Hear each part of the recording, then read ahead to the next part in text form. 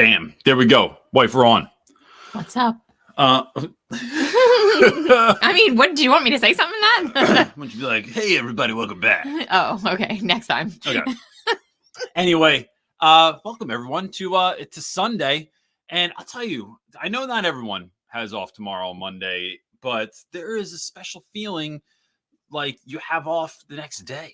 And there's a really great poem called Direct Orders by Anis Mojgani. It's Mojgani.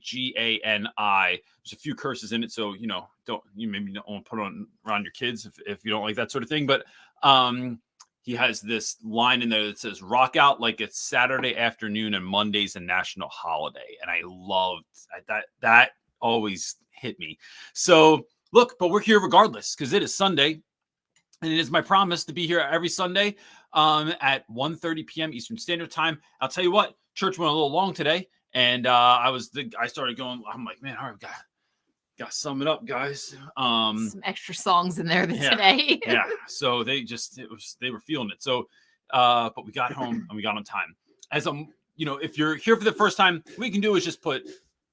It's our dog. This is our dog licking his empty bowl, letting us know, hey, man, care for me. So if you have a question, you can put Q in the question section and then put your question after that, or write the word question, and that's it also. And we'll get back to those things. Last night, Marley and I went to this place called the Nerd Mall, which is it's like basically all the toys I had when I was a kid, all the video games I had as a kid, and then they repackage it and they sell it back to you now as an adult because you got rid of it at some point. But in there, they had these incredible, it was like all these drawers that were toolbox drawers filled with like all Battleship pieces, all Trivial Pursuit pieces, and pieces from Monopoly. It was incredible because it was like weird stuff organized neatly is like part of my jam. And so like my dream would be to have I have these little things back here that have just like, these are all just black and white googly eyes in here. There's another one with all color googly eyes. There's no way I'm going to get I am. Stickers, there's all different kinds of stuff. And in my classroom, I've always had like tons of those little things. So I'm always looking for stuff. And so here's my point is that I'm at the Nerd Mall and my brain just goes to teaching all the time. So I'm constantly looking at things of like, oh, how could I use that? Or how could I use this? Or how could I find this? And I find this package of, I don't even know what game this is from. Maybe someone will know. They are, I'll bet John Lopez knows. There are these little dollar signs made out of plastic. And so it doesn't really focus really well when I do this. But anyway, you get the idea. And I just thought, I got a whole bag of them for $5. And I was like, which I probably overpaid for, but it just started making me think, what could I use this for in school? How could I walk around school and either give someone $1, maybe sprinkle, make it rain some dollars on you're doing a great job, or I have no idea. But it's more the fact of like walking around, seeing things, no matter where you are, the dollar spot in Target, the dollar store, Five Below, the Nerd Mall, the antique store, the thrift store, and constantly looking for things of like, what might make tomorrow fun? What might be interesting to try? And so that's my latest purchase on that front. And so there we are. Got any questions for me, love? Oh, there's a bunch of questions. Let's do it. Let's get started. Okay, Jason's up first asking, I start at a new school this week in Phoenix, and my principal has me set for a 10-day field trip to Northern California during the first week of March. Any tips on staying organized? Holy cow, that's jumping right into the fire. I think staying organized, Jason, I would say first, keeping it very simple. Like, don't try to, I think one of the mistakes a lot of teachers make is they try to overcomplicate things. They take things that could be very simple, that could be very straightforward, and for the sake of, I don't know, because it just looks better on your lesson plan or on a piece of paper or when you're talking to someone, we tend to overcomplicate things. So I would keep your schedule really tight. I would keep your classes, try and find that rhythm from day one. And then just go into, I would go into that class trip, just trying to be as present as possible, knowing that you were organized at home. And so like, because I think the freak out moment, whenever I've taken students abroad, the freak out moment is, oh my gosh, what is happening when I'm not there? What is waiting for me when I get back? So trying to be as clear cut as possible and knowing that, look, is it going to be a little messy, right? Yes. I can't, maybe there's like a few teachers that could roll with that scenario. Going to a new school, then like after being there for a hot minute, like going on a 10-day field trip on the other side of the country, that someone's going to be able to figure that out and they'll be like, oh yeah, I just handled it. But that's not most people. I know that I wouldn't be able to. So I think sometimes it's embracing the mess, embracing the madness, knowing that this is what's happening and kind of smiling at it. Like, man, I'm going to be in this school for like a month and then I'm going on a 10-day trip to the other side of the country. Like, this is wild. It's rolling with that madness, it's smiling through the madness and knowing that on the back end, when you get back, you'll find that rhythm again. And the rhythm, it never takes us as long as we think it's going to do, right? It's the rhythm of fitness. It's the rhythm of eating right. It's the rhythm of life balance, of spending time with your kids and getting enough of that in after you feel like you haven't spent enough time. It never takes as long as we think it's going to do. So yeah, man, my best to you. Have a great time. It sounds awesome. I'd love to know about the trip. All right, next question is coming from our friend Maisha. She says, hello, CJ and Jen. I missed you both. I have a question. Why does it seem that administrators give more work for those individuals that have better class management or is following the rules? Oh, that always happens. So here Great it is. Question. The better you are as a teacher, administration will lean on you more. Your job is to have the boundaries, to have the something set out so that you can say, no, I am not going to do that, or I can't do that. Or my favorite is, this is one of the best pieces of information ever given to me around this idea. When you are asked to go above and beyond, when you're asked to do more stuff because you're capable, it's saying, first, can I get back to you about that tomorrow or next week? It's buying yourself time and not feeling like you ever have to answer anything in the moment. Because in the moment, sometimes things sound like a good idea. They do not always, in practice, end up being a good idea. It's easy to sign up to chaperone a dance, to chaperone a trip, to take on another class because they're going to give you a stipend. That in the moment sounds like a really good idea. But what you want to do is create space to take a breath, to think about something, to see if it is in fact a good idea. And so that's one, what I would do. And then two, it's the power of saying no. One of the ways to find space in your life, to have more of a rhythm, to have more work-life balance, is by saying no to more stuff. The more you say no, the more space you create for you to actually do like well at the things you are intentionally trying to do. So that would be my answer. But I think that happens all the time. I would get a roster for when we were doing testing, and that other folks would look at it and go, oh, you got all those kids? Oh yeah, we got 35 in the classroom. I know everyone else got 12. We just got all of them. And so it's being able to say no and teaching people how to treat you and what you would do. Yeah, because Maisha is like the Michael Jordan of the game. You can't leave Michael Jordan in there the whole game. He needs some water. Let him have a second to sit down. A minute to breathe. Yeah. A breather. I feel like that's probably what today is for Maisha. She's usually at work at good old Office Depot, and she's here. I'm so glad you were able to join us. We got to do a brand partnership with Office Depot. And Maisha all together. Yes. It would actually be amazing. All right. Sherry is up next asking, I have 2 students that have behavioral intervention plans in one class, and these 2 absolutely detest one another and get into a fight in my class. I have an assistant to help. Oh, that's part 1. Oh man. Part 2.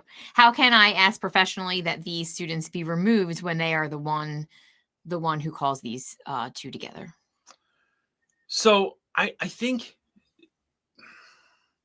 Sherry, my thought is that when we have two students that are dealing with things above and beyond what like maybe your average student is dealing with, they are going to need they need services that go above and beyond what the average student would get. And so, but that can't just fall on you. There needs to be a plan in place. I often talk about this idea of like having a pain plan in your own personal life, right? I think that every individual should have something that I refer to, you can call whatever you want, a pain plan. A pain plan is when I feel anxious, overwhelmed, stressed, depressed, sad, when you start feeling the old familiar feelings coming up in you, you should have a go-to plan that helps to alleviate that, because some of it's just science. Some of it's not even just your feelings and going to therapy and stuff. Some of it is like, if I take a walk, the science shows, right, that the neurobiology, like things are happening in your neurobiology, right? So like you are, if you walk near water, studies show that that is even far more effective. Things like journaling, things like breath work. There are certain things you can do that scientifically will minimize your feelings of overwhelm. And so students need to have this too. We can't just like, and I'm not saying you're doing this, but so often it's just like, we'll kick them out or write them up or call home. And it's like, these are not like, show me a practice where this works. It doesn't work. It's silly. And so there's no like proven result that like kicking kids out or giving them detention, right? I'd love to see a study done on like detention and showing that is actually a proven principle that works and is not completely worthless for everyone. So that being said, it's what does work, but that's got to be a team decision. Because when two kids are about to fight, you can't stop class every day because you're creating learning. What's happening is you're not creating it. There's learning loss that's happening for the other students. So there needs to be someone that can get called in. I prefer texting someone or using WhatsApp or something like that, where you're not making a public phone call. This is my assistant principal's idea last year was, who cares, because those kids are getting in trouble already anyway. And it's like, no, I'm trying not to pour gasoline on the fire. So I need to be able to text someone, I need someone in my room ASAP. I got this situation. They already know what the situation is. When they come and grab the kids, they already know where they're going to go. Because I've seen teachers kick two kids out of the class and they go get in a fight in the hallway, right? Or they both go the same way to the principal's office. And so it's like, you need to have a plan in place where these individuals are going to be separated. They're going to be talked to. They're going to be helped, dealt with. There's going to be, those things are going to take place. So I would go to, whether it's the special education department or your administrative office or whoever's in charge of like discipline sort of stuff, like a dean or something like that. It's getting all of those folks together and saying, this is an actual issue. We need to be able to help these kids. I don't even make it about myself, because schools will be far more apt to help students than if I bring me in. If I say, I can't do this, right? This doesn't work for me. I'm not afraid to do that. But the answer is typically far less. But if I say, listen, these dudes, this is a recipe for disaster. Someone's going to get hurt. These kids are not learning enough. They are going to fall behind, whatever it is. That is a question. That's an answer that everyone is willing to have. And so that's why I make it about students. Do you think even if you make it at students that you could go in and be as poignant as saying, this needs, like, they have to be split up. Somebody has to be moved. Somebody has to be, can you be that direct and bold? Yes. But if you're saying go at it through. Yeah, like, because you've been there, because you already know, you probably know what needs to happen, right? To some extent. And so it's helping people get through that moment. And so what you want to do is, like, it's always easier to get someone to solve a problem when you have a potential solution anyway. And even if it's not the one they want or the one the school's going to go with, it still is better to walk in with a potential solution than nothing at all. Yeah, I agree. All right. Are you ready for our next one? I am. All right. Scott is new here, he's saying. So welcome, Scott. Welcome, man. Asking, I'm applying to long-term sub positions, trying to get into a second career in teaching. Any thoughts on what I should be doing? Scott, when I think about subs, Let me try and think of good But examples. he's applying for a long-term sub. So I think long-term Yeah. subs can go either way. You can have a great stellar, like your sub and your long-term, so you have more the flexibility of what a teacher would have, Yeah. or you're the sub that our school has, our current school that our daughter is in, they need a long-term sub position, and the long-term sub there is making them literally copy out of a book, like, or Yeah. copy from the internet. And it's really, really boring. And my kid hates it and now hates this class. So I think you have two options for a long-term sub, like, or how you're going to behave as a long-term sub, at least. So in that, especially all right. So here's the thing, Scott, if you're going in the school as a long-term sub, my advice would be, one, you got to learn how to roll with the madness. There's you don't know all the time what you're coming from, or like what was before you. Why are you a long-term sub? Did that teacher just retire? Did they go out on medical leave? Did they or did something happen and that class was a hot disaster? Those kids are used to it being like a dumpster fire, and so then you're stepping in and trying to right the ship a little bit.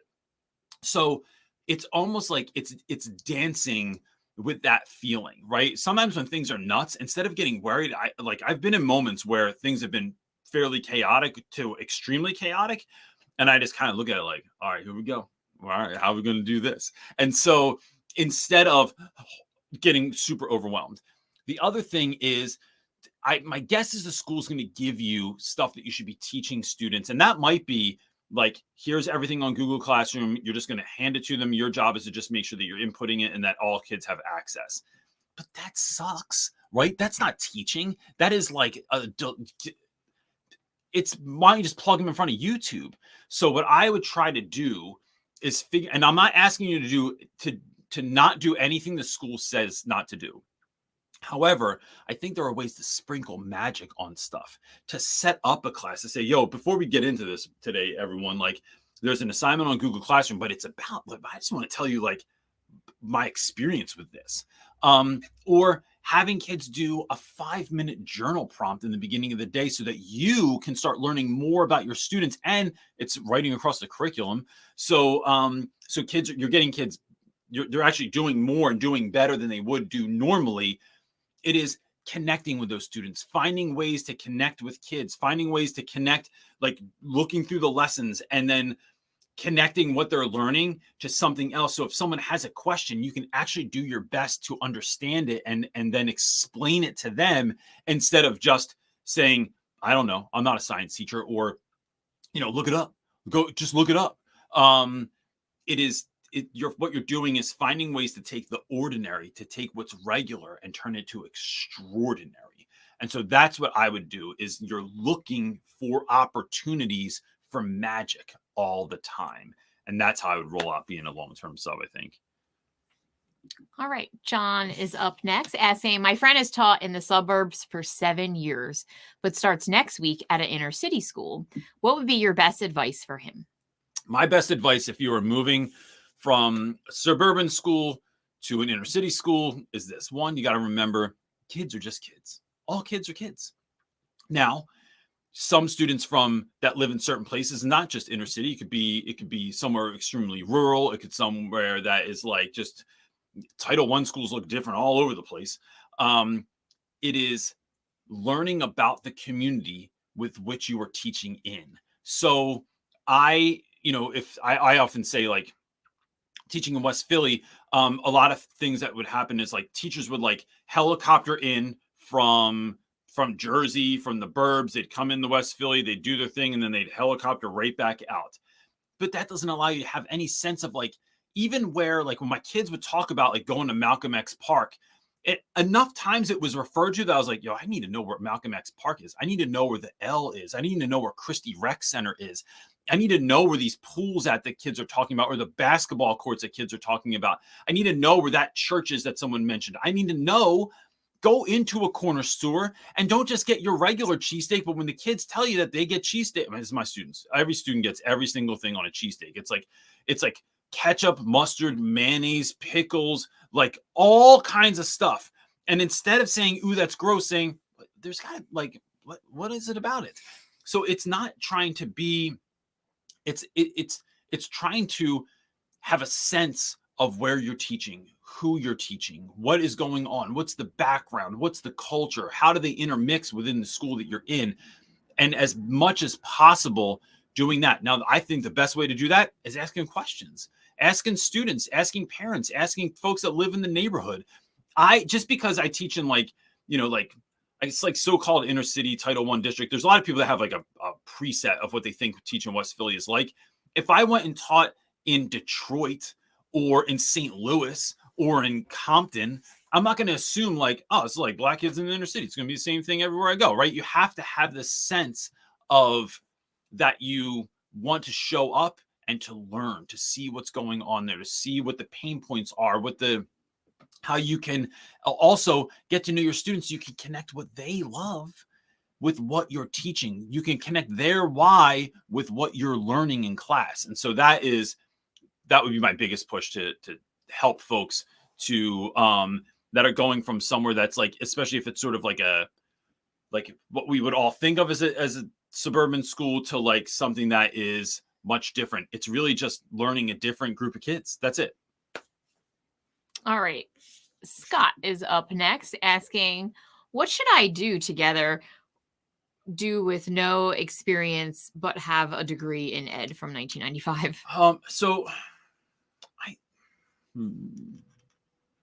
There's a couple of things there. I would say, Scott, that experience is going to solve a lot of problems, and knowing that it's mindset first, right? When you first go back into education, or if you go into education for the first time, it's mindset. It's knowing that what I'm doing is a craft, and a craft grows over time, that I cannot learn by just being in a college classroom. I have to experience things. We can learn how to box in a classroom, but the first time you get punched in the face, it's going to be a lot different. But the more you box, I know this is a weird connection here, but the more you box, the more you get to know, like, there's only a certain number of like types of punching. After a while, you start seeing like similarities in style, in defense, in offense.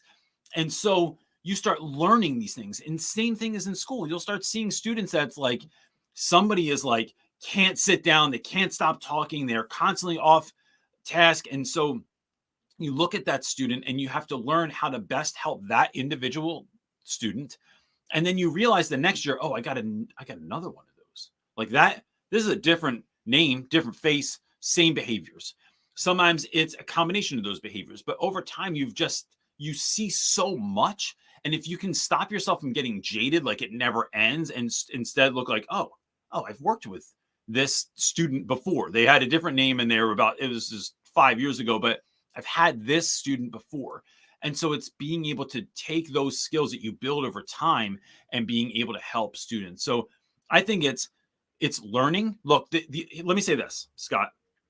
The difference between where you are now and where you want to be is you don't know something. So you got to find that out. And where do we find that out? We just go to anywhere that is speaking truth, listen to anyone that's speaking truth, and just absorb it. So it's, for me, that is sitting in on other teachers' classes. It is going to other rooms and watching the same students in different classrooms and seeing what works and what doesn't work in those classrooms. It's getting to know parents. It's getting students to have a real sense of who you are and why you're there. And I think after we build that over time, you'll see that you start getting better and better and better, but it never ends, right? My friend Darius said this morning that you can't work out for a season and expect the results to last the rest of your life. We have to constantly be sharpening the stone, constantly be getting better at our craft, because we just get better for kids when we do that.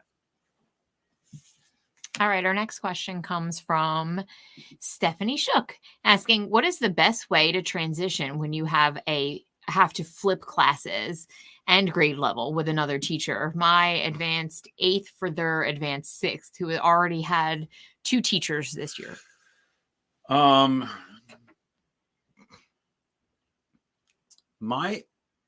think when stuff happens like this, last year we had this guy, the kids called tracksuit, because my man didn't even get dressed for work. He just wore tracksuits to work like every day. And he would come in for a day and then miss a week, come in for 2 days and miss 2 weeks. And this happened for months before the school let him go. And it got to the point where like the kids, you'd show up, you'd give them the work, and it was math. I'm not going to be able to help you with math, and you're seniors. So it's not like that's really like, I'm about 4 grade levels behind you on the math, can-do list. And so it became this situation where kids were just getting aggravated. They would cut class. They'd not come to class. They'd leave class in the middle. They wouldn't do the work. It was this whole sort of situation. One of the things I find that works in the midst of those, and how we get kids back on track, is by explaining to them the situation, by saying like, look, I realize, I realize that you've had 2 teachers this year. I realize that neither of those worked out the way that anyone wanted them to, but I need you to know that I'm not leaving, that I will be here for the rest of the year. And so whatever learning loss, whatever situations happen, whoever got in trouble, whatever the problems were in the beginning of the year, I need you to know that those don't exist right now. And that what I'm going to prove to you, I'm not going to just trust that you're going to listen to what I'm saying and then that you're going to do, like you're going to go, oh, you really believe in us? Bet, let's do it. It's, my kids would just laugh at me that I said bet. That was really funny. But what you're going to do is show up, and you're going to prove to them that over time we are going to make this better. Then what you have to do is show them that you're doing better, right? So when I listen to a student, I take their interest and I turn it into class, I have to every once in a while go, y'all realize that like what we did here. Like I went and watched the Sonic movie when that was a thing. I went and watched whatever show you're into, whatever YouTuber you're into, and then I made the connect. Can we just note that real quick? Because I'm old, and I just want you to know that I just made a Gravity Falls reference. I just made a, whatever your jam is, Super Smash Bros. Reference to what we're doing here. And so it's holding a mirror up so that kids can see that we're trying to do things differently. And I think that's what ultimately buys students respect and buys their trust, is that they see the effort you're putting through. And we all know that kids are going to try you. We all know that kids are going to push back. The kids are not going to believe. And I will wear them down with kindness. I wear kids down with love all the time. I wear kids down with just watch. But my goal is not to just make you a believer. I don't really care about that. So that's up to you. What I'm doing is trying to give you more options to opt in to believing in this class, into our relationship, into what's important. So that I would go in with that conversation first, and then try to just make it like, probably, Steph, your ordinary is their extraordinary. If they've already lost 2 teachers, it's like, I can't imagine that really went well for anyone. So you just showing up and doing your regular awesome is probably going to have far more of an effect. So it's not necessarily about you getting better. It's about you showing up as the best version of you to class. And I think that has a far greater impact than we typically think it does on students. What you got, dude? I'm looking. Keep looking. I could sing a song. Oh gosh, we're back to that. I sang a song. Yeah, why not? Oh, it's a great idea. Okay, I have a question. All right, go ahead. All right, Steph's up again. It's a 2-parter, so hang on while I find the other part. Okay, she's asking, I've decided to change schools next year. The one I'm considering, the principal is always right, but has your back and delivers discipline. Is that better to deal with than a principal that overturns discipline from assistant principals, bends to parents, and is all show and no game? I'm hating school, but I don't want to leave one demon to walk into another. Should I shop around more? That's a good question. And I think this question is actually really interesting for folks that don't have options. Like, what happens when you live in like rural Nebraska and if you switch schools, that means I'm driving an hour and a half to school every single day. I think it's not always changing people. It's learning how to work with the people that you're working with. So, and let me make a weird metaphor for a second. Jack White, who's the lead singer, guitar player for the White Stripes, he never said that his drummer wasn't very good in the White Stripes, but she wasn't as a drummer. She's not my favorite drummer. but he said one of the things was to figure out how to operate within the limitations of, I think her name was Megan, of what Megan could do. So, and if you listen to their music, the drums are often, I think, slightly lackluster, if not very. But his ability to beef that out with piano parts, with guitar parts, with bass parts, with different harmonies and things, it is literally looking at the problem, knowing what it is. We're not hiding from it, but then figuring out, how do I help this to be something that I can work within? So I've had any number of like principals, vice principals, like people in charge of curriculum. And I don't just get mad. It's, you are who you are. I can't get mad about that. And we are working all together, which is always difficult. But can I work with you and not just against you? How can I figure out, like, what is the best way to ask for me to be able to do something and me to get the most positive result? So for instance, like if I want to go on a class trip, I've had schools or worked with principals that were, yes, like went to meet with Gary Vaynerchuk in New York City. That guy curses every 3 seconds. And the principal was like, yes, because he saw the benefit over the risk. I've worked with other principals where they were like, you can't have someone come speak in your school. Oh yeah, well, it's a poet, and he was just on like HBO's Deaf Poetry Jam. He's coming back from New York, going to Maryland, and he wants to stop by our school and just do like a quick little session in the classroom. Well, we don't have a background check on him. Yeah, I can tell you, like I know him, and like I think we're good. We're good here. That like we're so petrified of everything. And there are certain schools like that. So how can I figure out how to operate it? Steph, I think ultimately what I'm trying to do here is like figure out how to figure out the Rubik's Cube that individual is. How do I figure out that puzzle? And if I can look at that as like, all right, let's see if we can get it's a smirk, right? It's a smirk that I'm doing all the time. It's like trying to figure out, like, how are we going to try and figure this one out? And knowing that, here's the thing, I'm not trying to be Pollyanna-ish or just positive vibes person, but like when I start looking for opportunities, I look for what I can do, and I don't just focus on what I can't do. That doesn't get me anywhere. So, and then what happens a lot of times too, Steph, is that like over time I've built a rapport with certain individuals so that I'm not, it's not so like I get to live off my reputation. So if they do feel like they're taking a bit of a risk on me, they know what my rep has been before. And so taking, for instance, class trips were just in Philadelphia. Then they were a little bit outside of Philadelphia. Then they were to New York City. Then they were to Brooklyn, which is it wasn't like Manhattan. People didn't really know where I was going. Then when I asked to go to Costa Rica, it was like, all right, this isn't that. It was like, the stretch wasn't from, Philly to the art museum to going to Costa Rica. It was building this resume over time of trust. And I think that's how you end up getting away with a lot of stuff.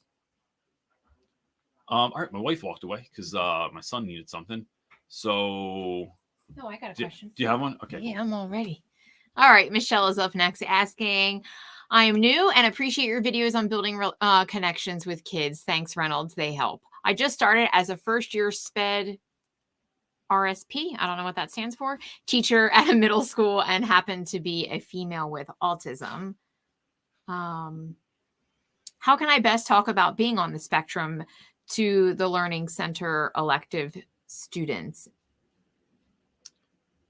Yeah. I have any advice? I'm sorry. I was thinking as I was reading it. So I think, Michelle, the thing is that there's a lot. Oh my gosh, there's a lot here.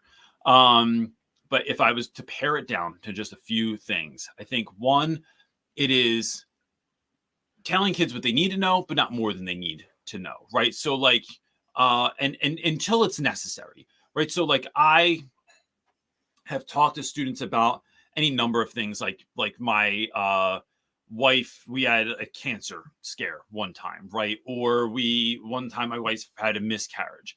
And so I can go, I feel comfortable enough. Some teachers might just go into school and say, listen, something's happening in my personal life that is making this a little bit more difficult. I need your help in helping me navigate this. I feel totally comfortable going in and saying, listen, I'm going to be 100% honest with you. My wife had a miscarriage 2 nights ago. we're trying to navigate that space. It's been incredibly difficult and it's drawn a lot from us. And so here's what I need from you all in school. So it depends, but what you don't want to do is tell them, you don't need to give kids all the details. You don't need to tell them all the stuff.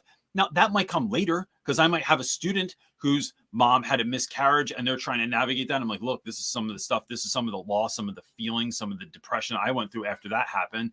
So that information might find its place later in life or in a more solo scenario.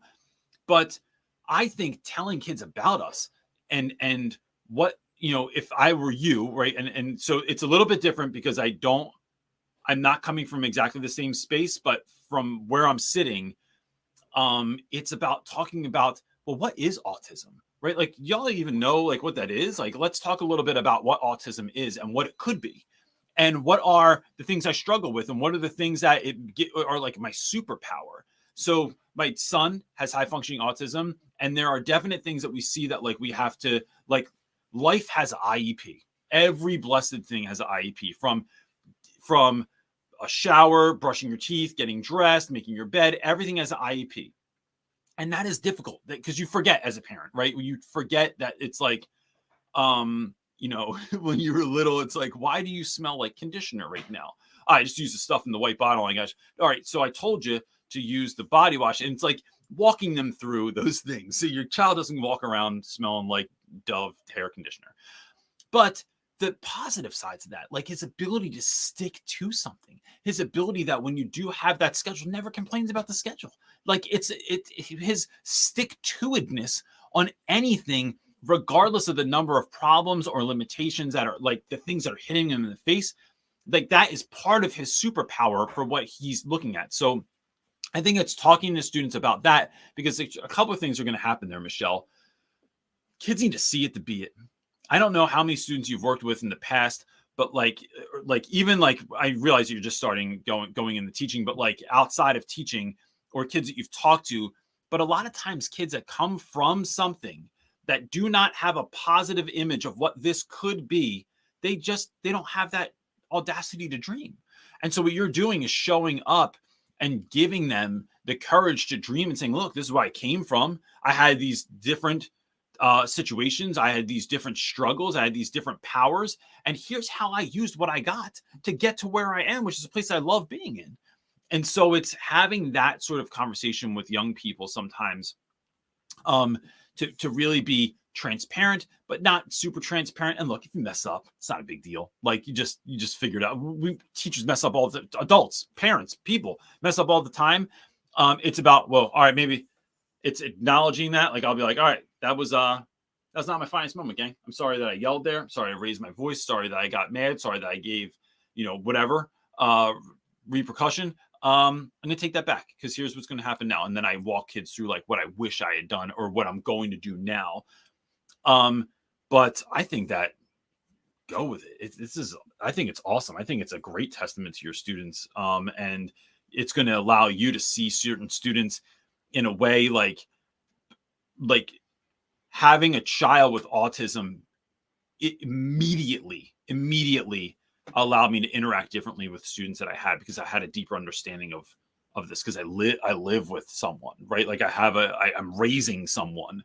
So you want to add to that? I do. I want to say that it's so awesome, not for your autistic students, not just the autistic students to connect with you, but for your neurotypical students to know how to connect with autistic folks, like within their own communities, whether it's, they know someone at church or in school or wherever they are in the world. Yeah. Like we're seeing a rise of all of these diagnoses and more people, because we have more awareness and we're able to diagnose and we're able to recognize, so that we have this. It's so great for them to even know that you were a autistic teacher. Access, yeah, right? It's awesome. I think it's so great for both. I think it's a superpower, and I hope that you use it like that, like figuring out that balance. Yeah. It's exciting. I'm excited for you, Michelle. Yeah, congratulations. That's awesome. Okay, our next question comes from Lupita. It's a two-parter, so hang on. All right. Do it. My district is hosting an educator conference next month and looking for teacher presenters, thinking about presenting on classroom management, but we have many, I already know that teachers. What motivated you to just do it the first time you presented? So, I mean, Lupita, anytime I present, there's gonna be people in the crowd that are not gonna get down with what I'm gonna say, right? I just know it. And maybe you don't need it. But I didn't put this thing on. What I'm doing is trying to show up and be awesome. I'm trying to give something of myself. And so I think when I do it, I try to also stick to my brand of classroom management. It is not the only way. There's tons of people that are going to hear me that it's not even the way they would dream about doing it. They have no reason or no interest in forming relationships with students. And that's what everything I'm doing is built on. Every single other thing that I talk about in education is built on building strong, real, deep relationships with your students. And so when we can do that, I think that classroom management issues by and large can go away because kids know who you are. They know that you care. So it's the old, no one cares what you know until they know that you care. And then also I'm getting to learn more about you and I'm getting to implement that into our lessons. And so that's a huge chunk of this. It's the way I do student engagement. There's no way that most people are going to go see I was talking about in the beginning of the video, like these silly dollar store things I got or googly eyes. There's people that don't like googly eyes and I don't know what's wrong with them. People are wrong all the time, but it's trying to show this is how I do this. And so that I think is getting folks to not just do what you're doing. What you're trying to do is inspire them to dip into what they have. Like, what is your special thing that you have that you can bring along to do this, right? So maybe yours is, maybe you're really funny. Maybe you're really witty. Maybe you are incredibly, incredibly smart. Maybe you can apply everything to the real world. Maybe you are organized in your thought, and that's going to help students. It's tapping into what we refer to as what's your oil that you're going to use? What are you going to use to pull back in and make your class magical? Because look, the bottom line is any assembly movie is whether it's Star Wars or it's Avengers or it's whatever, where there's a cast of characters, everybody in there, they're ordinary is someone else's extraordinary. I'm sure Thor's not just laying around looking at his hammer being like, this is the greatest, man, I'm so thrilled about this, let me show everyone else that they should get a hammer too. He doesn't ever suggest someone else should get a hammer, right? Tony Stark doesn't this is slightly arguable. There's not a whole bunch of other people in Iron Man suits, although there were two later, and that's a whole different thing. But I don't want to nerd out, but they're not. This is my thing. This is how I do it. This is how I'm adding to what we're doing. And how can you add your special sauce to what we're doing? That's the route I would go. Is let me not show you what I'm doing and expect you to go do it. I'm just offering this alternative, and then but getting folks to think about what is your special sauce that you're bringing to the situation. Which Avenger are you? All right. Next up is Coretta asking, how do you sell yourself as a future teacher? I've been an assistant for 15 years, but hope to be teaching next year. I know they need teachers, but I still want to have a good interview. I think, Coretta, it is, how would I say this? I usually relate this to dating, wife. And I haven't dated in a very long time, so I'm not sure. So it's a little outdated. It's a little weird. It's a little weird. But I can just go with what I would do if I had to date. I haven't been on a date since 1995, with somebody other than the person sitting in front of me. And so what I would do is you have to show up, and you can't if I were going to go on a date, just like if I was on an interview, I don't want to make it seem like this is just another date. It's just another interview. It's just another school. I want to show up and be like, no, this is I'm here on purpose. I'm here because I want to be here. I think that's one. And so one way to do that is look on their website. Have a feeling. Whenever I do a speaking engagement with the school, I try and read up all their about us. I look up articles about them. I try and have a sense of how is their student population created? Where are these kids coming from? What ages, what difficulties, what limitations, what greatness do they have in them? What are their where are their teachers coming from? What are their teachers' backgrounds? Are they like a really strong academic school? Are they suffering? Do they deal with a lot of behavioral issues? Like, have a sense of where you're walking into, to the point where you can sit down with the principal during your interview and go, hey, listen, I saw what y'all did with your robotics competition last week, or I saw that you had a play last week. That thing looked incredible. I watched like the trailer on YouTube, or I saw the pictures online. And it's not just a ploy, you're showing active interest. And so that to me is a lot better than like you're showing up having no sense of where you are at all. You also want to be able to envision yourself in that school. So when asked like, hey, how do you think you could be a part of our school? All of our teachers teach like an after school program or something like that. And saying like, oh, well, I saw that you have like a design department and you have a theater department, but I'm not sure that you have like who's doing behind the scenes, who's teaching kids about like lights and sound and building sets. Like, that's a passion of mine that I could do that with. Or, you know, I see that you all have, you know, baseball and basketball or whatever, but like I had a buddy that pitched lacrosse to my school. And then my previous school won like several city championships in lacrosse. And so it's envisioning where can I fit into this, but also as an added value. Like, how am I a value add to your school? What am I bringing that's not going to save anyone? That's not going to be the be all end all. That how do I become a value add for your school? And so that's it too. And then I think also the last thing, Coretta, is having a sense of like, what questions are you going to have for the school? And to be honest, that might be a really good, like, if depending on like what grade you're teaching and where you're teaching and stuff. If you go to our Facebook group, which is just Real Rap with Reynolds Teacher Talk on Facebook, you could actually go in and say like, here's where I'm going to teach. This is what I'm going to do. This is the kind of position I'm interviewing for. And what questions should I be asking the school? And I guarantee you folks are going to give you answers in there. So you really want to have a sense of like, have something to say back to like, how many classes would I be teaching? What is the expectancy of like, do teachers ever have duties on Saturdays or anything? What other teacher duties do you have during the day? Like, well, I have my own classroom. Do I have a teacher coach that I'm going to work with? What are other things that you're going to want to know about? Because remember, interviews are not just you getting interviewed by a school. It's you interviewing the school to see if they're a right fit for you as well. And so that's a little bit of how I would jump into that. And best of luck to you. It sounds awesome. How exciting. We're out of questions. I can't even believe it. It's unbelievable. Well, it's a 3-day weekend too. I know. Right? So that's fine. So is there anything we have now? We're going to announce that other thing later. I mean, you can announce that it's coming out. Do you have the date that you know? So next month, we just so you're kind of know what's coming. Out there. Yeah, the date. I forget what it is. We're doing a workshop. Well, we're gonna do a free mastermind is what we're gonna do actually on like, here's the idea. You started the school year off. You thought you knew what you wanted, or you had a vision of what the school year was going to look like.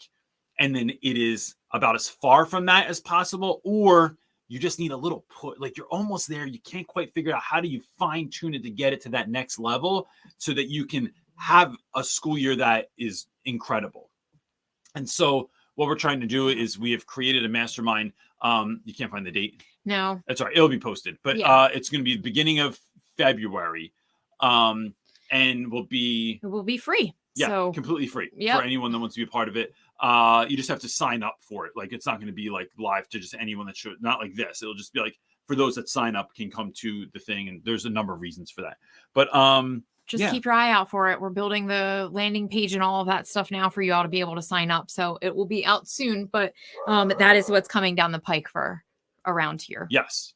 That is one of the new things that we're working on. And look, if listening to this is easier on Anchor or on iTunes, like this gets pushed into a podcast every month. We were one of the highest rated educational podcasts last year, according to Spotify. So you can listen to it there also. And then you don't have it's just benefits to it because you can download it and stuff like that too. But anything else? No. Cool, dude. All right, everybody. I hope you enjoy your 3-day weekend, and it is rejuvenating to you. I certainly hope that we do. Yeah. You good? We have a 3-day weekend. I don't. No. My children do. I'm That's going to go true. to work tomorrow. All right, everybody. We'll talk to you then next week. Peace.